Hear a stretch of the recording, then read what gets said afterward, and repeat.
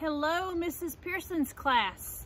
Man, it's kind of windy outside. I had to kind of go down into a little creek kind of behind my house to get out of the wind. So I hope you guys are having a great day. It's not too bad outside. I think there might be some rain coming up, so I wanted to get a chance to read outside before all the rain came in this week. Let's get back to our story because of Winn-Dixie, okay? The last thing that we read, Gloria Dump says, "It ain't supposed to rain," said Gloria Dump. "They didn't predict no rain." "This dress is silk," said Miss Franny Block. "I cannot get it wet." "Well, maybe we should go inside," said Amanda. The preacher looked up at the sky, and just then the rain came pouring down. Chapter 23. "Save the sandwiches," Gloria Dump yelled to me. "Save the punch." "I got my dog pictures," screamed Sweetie Pie. She went running around tearing them off the trees and the chairs. "Don't worry," she kept shouting. "I got them." I grabbed the platter of egg salad sandwiches and the preacher grabbed the punch and we ran into the kitchen with them. And when I ran back outside, I saw that Amanda had hold of Miss Franny Block and was helping her into the house. Miss Franny was so teetery in her high heels that the rain would have knocked her right over if Amanda hadn't held on to her. I grabbed Gloria Dump's arm. "I'm all right," she said, but she put her hand on my arm and held on to me tight. I looked around the garden before we left. All the crepe paper was melted and the candles were out. And then I saw Otis. He was standing there by his jar of pickles looking down at his feet. "Otis!" I hollered at him over the rain. "Come on, we're going inside." When we got in the kitchen, Amanda and Miss Franny were laughing and shaking themselves like dogs.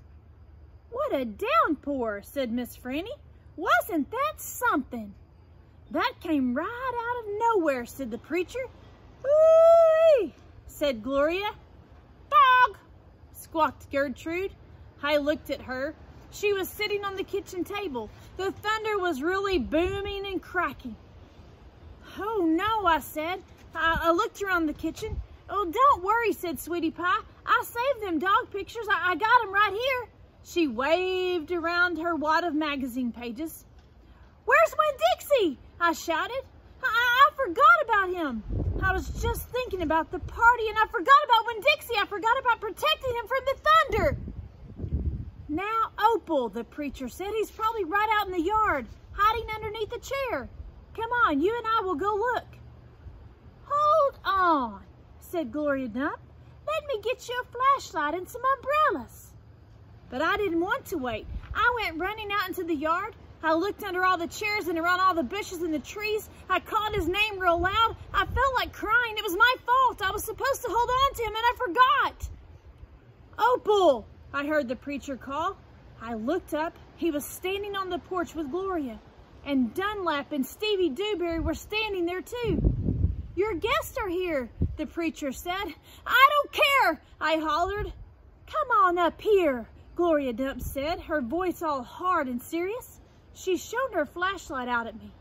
I walked up onto the porch and she handed me the flashlight. "Tell these boys, hey," she said. "Tell them you're glad they came and that you will be right back just as soon as you find your dog." "Hey," I said. "Hey, thank you for coming. I just got to find Winn-Dixie and then I'll be right back." Stevie stared at me with his mouth wide open. "You want me to help?" Dunlap asked. I shook my head. I tried not to cry.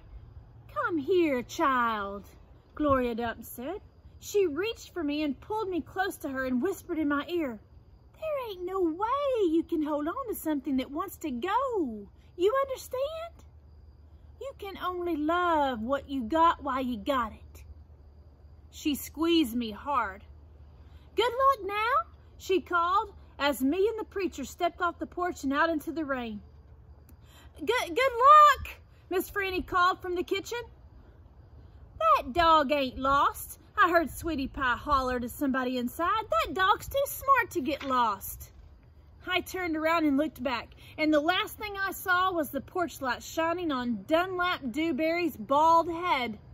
It made me sad, him standing on Gloria's porch, his bald head glowing. Dunlap saw me looking, and he raised up his hand and he waved to me. I didn't wave back. Chapter 24. Me and the preacher started walking and calling Winn-Dixie's name. I was glad it was raining so hard because it made it easy to cry. I cried and cried and cried, and the whole time I was calling for Winn-Dixie. Winn-Dixie! I screamed. Winn-Dixie! The preacher shouted, and then he whistled loud and long, but Winn-Dixie didn't show up. We walked all through downtown. We walked past the Dewberry's house and the Herman W. Block Memorial Library and Sweetie Pie's yellow house and Gertrude's Pets. We walked out to Friendly Corners Trailer Park and looked underneath our trailer. We walked all the way out to the Open Arms Baptist Church of Naomi. We walked past the railroad tracks and right on down Highway 50. Cars were rushing past us and their taillights glowed red like mean eyes staring at us. Daddy, I said, Daddy, what if he got run over? Opal, the preacher said, we can't worry about what might have happened. All we can do is keep looking. We walked and walked, and in my head, I started on a list of 10 things that I knew about Winn-Dixie, things that I could write on big old posters and put up around the neighborhood, things that would help me look for him. Number 1 was that he had a pathological fear of thunderstorms. Number 2 was he liked to smile using all of his teeth. Number 3 was he could run fast. Number 4 was that he snored. Number 5 was that he could catch mice without squishing them to death. Number 6 was he liked to meet people. Number 7 was he liked to eat peanut butter. Number 8 was he couldn't stand to be left alone. Number 9 was he liked to sit on couches and sleep in beds. And number 10 was he didn't mind going to church. I kept on going over and over the list in my head. I memorized it the same way I had memorized the list of 10 things about my mama. I memorized it so if I didn't find him, I would have some part of him to hold on to. But at the same time, I thought of something I'd never thought of before. And that was that a list of things couldn't even begin to show somebody the real Winn-Dixie. Just like a list of 10 things couldn't ever get me to know my mama. And thinking about that made me cry even more. Me and the preacher looked for a long time, and finally we said we had to quit. But Daddy, I said, Winn-Dixie's out there somewhere. We can't leave him. Opal, the preacher said, we have looked and looked, and there's only so much looking we can do. I can't believe you're going to give up, I told him. India, Opal, the preacher said, rubbing his nose, don't argue with me. I stood and stared at him. The rain had let up some. It was mostly a drizzle now. It's time to head back, the preacher said. No, I told him, you go ahead and go, but I'm going to keep on looking. Opal, the preacher said in a real soft voice, it's time to give up.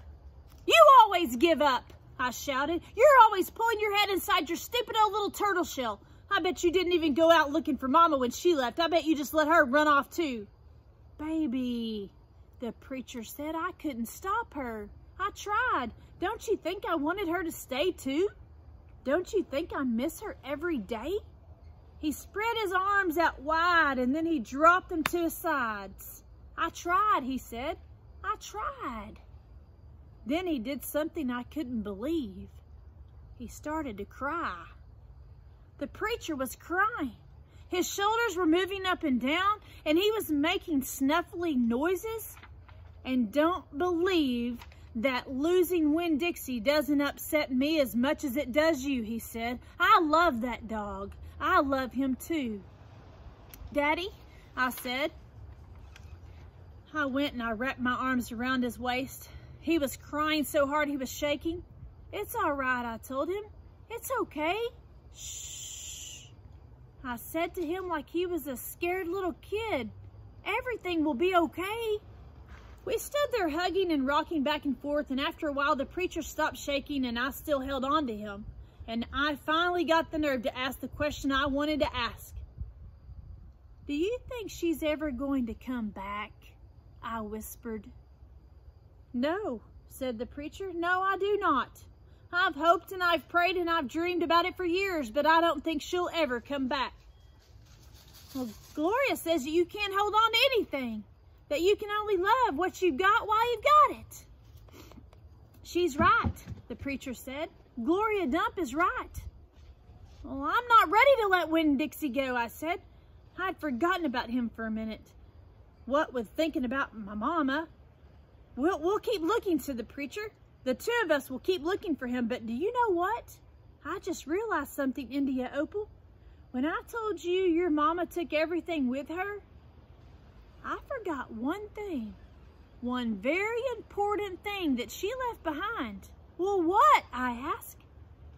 You, he said. Thank God your mama left me you.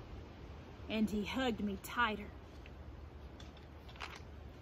Well, I'm glad I've got you too, I told him, and I meant it. I took hold of his hand and we started walking back into town, calling and whistling for Winn-Dixie the whole way. All right, guys, that ends chapter 24. We have, it looks like 25. Actually, we have one chapter left, it looks like, guys. And we'll be able to finish this book and then start our new story. I hope that you're having a great day. Maybe I'll see some of you at the packet pickup. If you're doing papers, we'll be doing packet pickup.